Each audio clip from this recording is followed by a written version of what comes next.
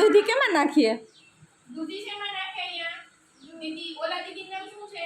નીતન દીદી. પછી ઓલા બીજા રસોઈ બનાવી દી અને બધું ઈ સાચવેન નામ શું છે? ફાઈવનું નામ રમીલા દીદી. રમીલા દીદી શેમાં નાખે દૂધી?